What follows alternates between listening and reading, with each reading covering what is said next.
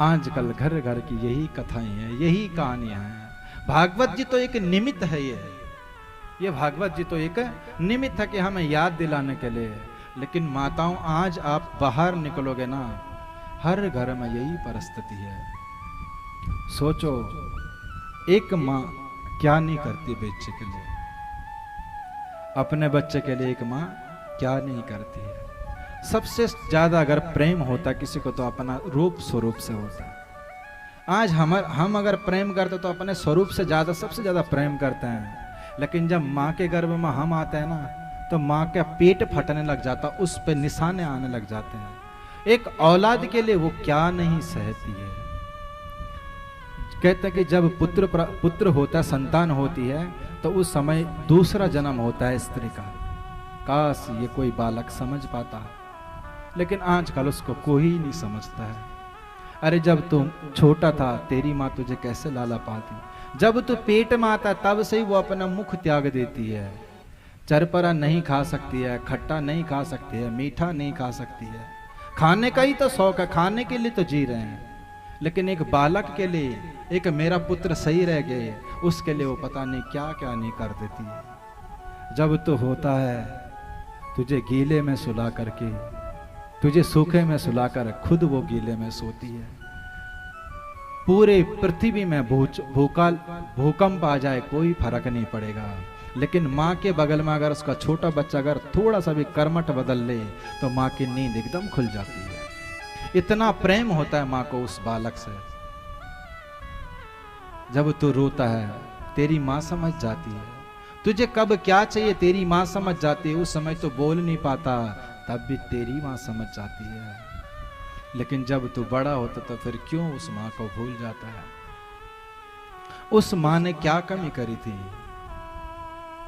जब कभी बच्चा जन्म लेता ना, उसके बाद कभी उस स्त्री की हालत देखना, अब क्या होती है उसकी हालत। पूरा शरीर ऐसा लगता है किसी ने रस्सी की तरह निचोड़ दिया हो उसको। न उस पर प्राण रहता है, न उस पर जान रहती है। ऐसा लगता है कि बस खत्म है इसका शरीर। अब उस समय हमारी माँ की स्थिति ये हो जाती है कि पता नहीं अभी कितने दिन तक जिएगी। उसका शरीर ऐसा हो जाता है कि बिल्कुल देखने लायक नहीं रहता, फिर भी उसका ध्यान अपने शरीर पर नहीं, हमारे शरीर पर रहता है। मेरे बच्चे को कुछ ना हो जाए, मेरा बच्चा बीमार ना हो जाए।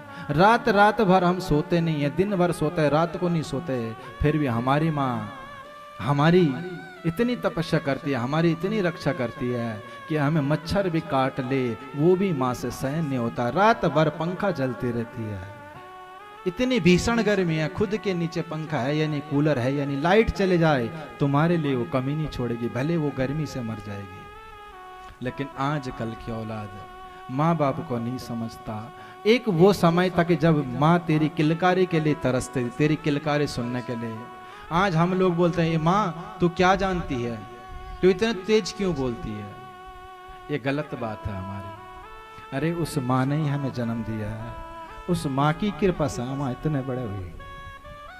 और उसी माँ को अगर हम नहीं रख पा रहे हैं, उसी माँ की हम अगर ऊंची आवाज नहीं सुन पा रहे हैं, ये दुर्भाग्य हमारा।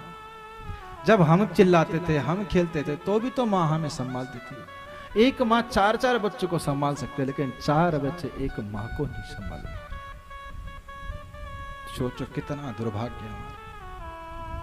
कितनी बड़ी हिम्मती होगी वो माँ कि जो 4 को संभाल सकती है, अपने आंचल में रख सकती है। खुद ना खाते हुए भी एक रोटी के 4 टुकड़े 4 को कर दे, खिला देती है, और फिर कहती है मैंने खा लिया। लेकिन आज हमारे पास होने के बाद भी हम उस माँ से ये नहीं कहते कि माँ तूने कुछ खाया। माँ बीमार पड़ी है, हमें कोई फर्क नहीं पड़ता, हम अपनी मस्ती में घूमे जा रहे हैं।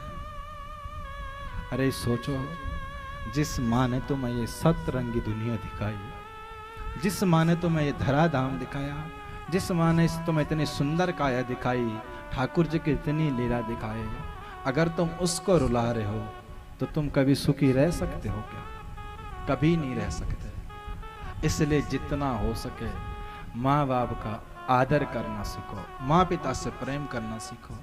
कथा से तुम्हें कुछ मिले या ना मिले वो बाद की बात है, मुक्ति मिले या ना मिले ये बाद की बात है, लेकिन सीख तो मिल रही है ना। कोशिश किया करो कि हमसे ऐसा गलती ना हो।